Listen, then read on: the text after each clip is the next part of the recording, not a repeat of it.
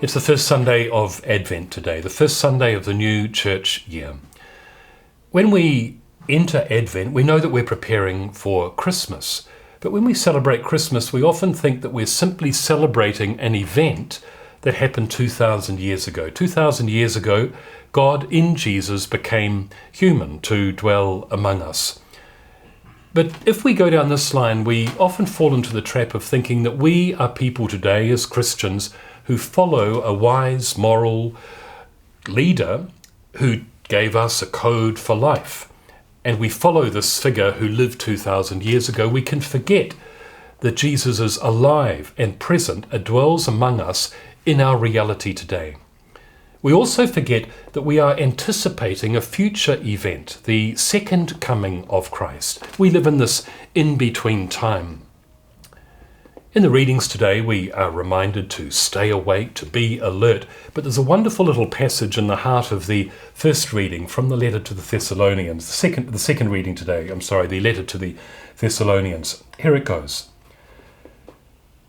I urge you to make more and more progress in the kind of life you are meant to live, the life that God wants for you.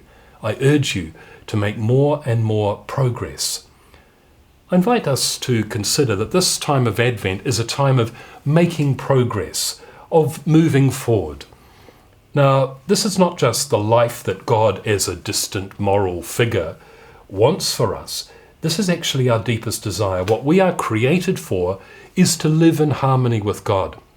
Now, I can say that and you can think it's true or false, but I invite you to, in your own experience, consider, am I happier when I live in relationship with Jesus Christ? Am I happier when I keep the commandments? Because this is the deepest desire that's planted in each of us, to live in relationship with Jesus Christ. And that's why we enter the season of Advent today. That's why we'll make this journey over the next 4 weeks.